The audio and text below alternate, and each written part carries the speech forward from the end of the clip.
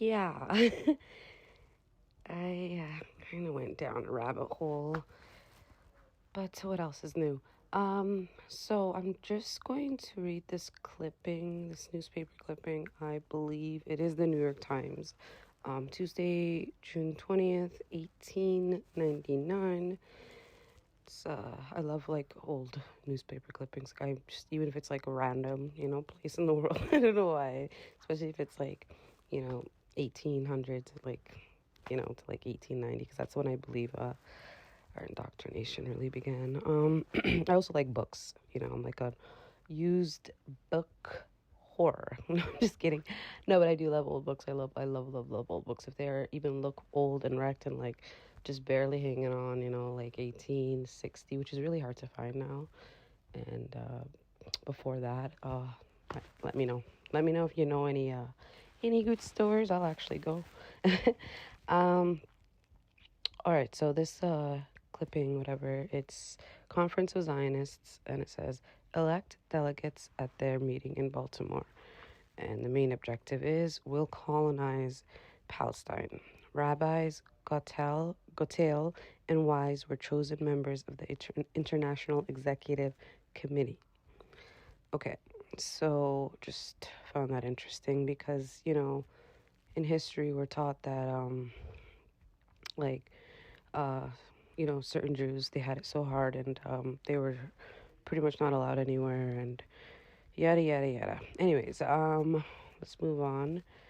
One thing I get from people who probably just want to, like, ask questions or whatever sometimes, to me, they'll be like, if they don't know much about Palestine or whatever, that, well, Israel is, they were promised the land Israel, okay, but the only thing they have to say that about is some prophecy or something that, it's not real. It's actually like, it's like, we always say, separate church and state, but like, okay, so some guy long, long, long time ago said that this is your land, but forget about that. We live in reality. Some people even go as far ignorantly to say that Israel, is, not only theirs, but that Palestine actually technically isn't a real, country, and it's not a real nation. And Palestinians, they're the imposters or the frauds. Yeah, right, really, sure. And I say to them, there's a lot of proof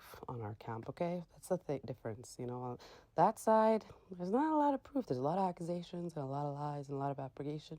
But on this side, we got proof because, hello, look here.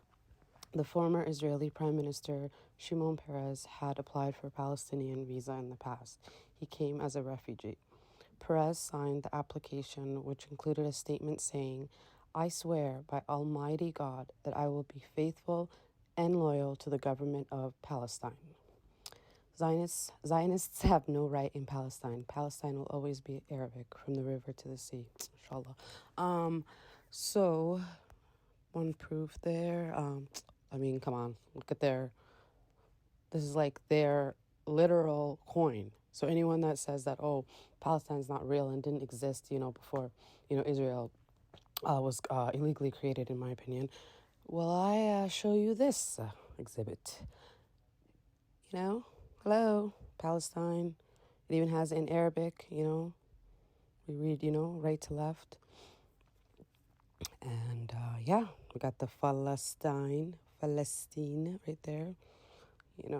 It's such a beautiful like thing to see because imagine like being Palestinian and living there and like being told all this. Like it's crazy to me what these poor people have to go through on top of what they already go through, you know?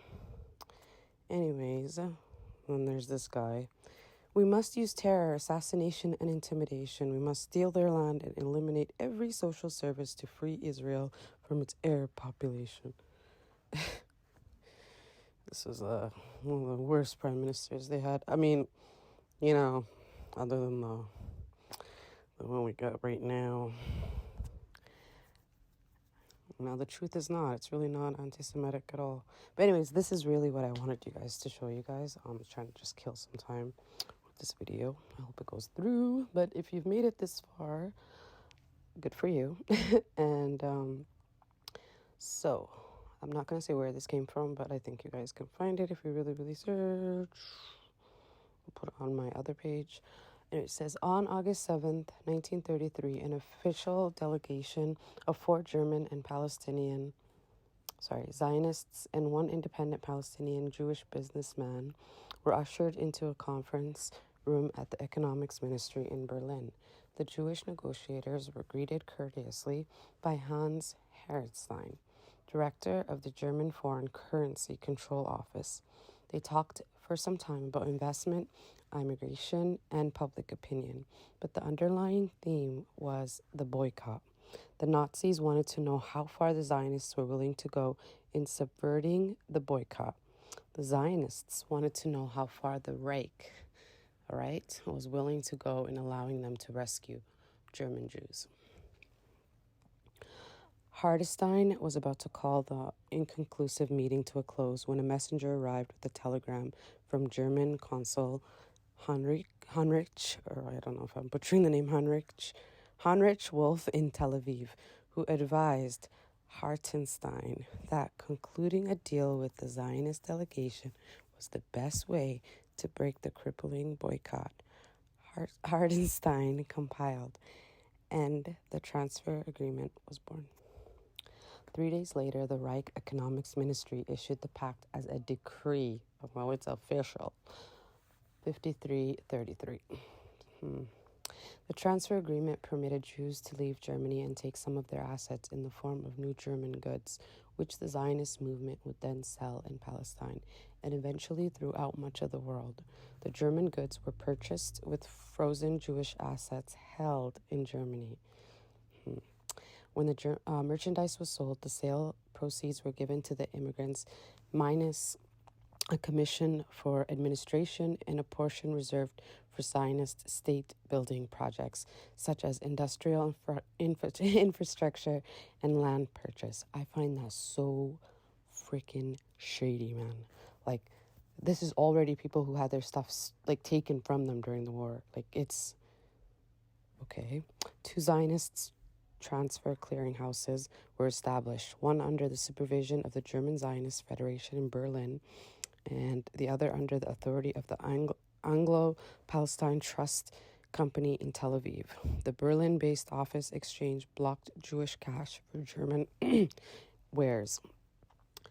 The Tel Aviv office, called Havera Trust, sounds familiar, and Transfer Office Limited, Havera Limited, sold the swapped German merchandise on the open market, collected the proceeds, and matched them up to German Jewish immigrants whose money had been used. Organized under the Palestinian Commercial Code, Havera Limited was operated by conventional business managers. Its stock was wholly owned by the Anglo-Palestine Bank, the official Zionist financial institution, before it was later changed to the name Bank Leumi. Some of you will know that one. The transfer agreement enabled both Germany and the Jewish community in Palestine to achieve key objectives.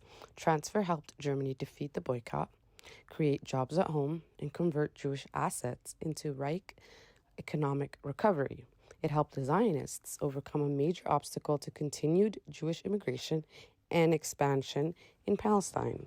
Under British regulations, in Palestine, which I don't even understand how Britain had no right to give away Palestine.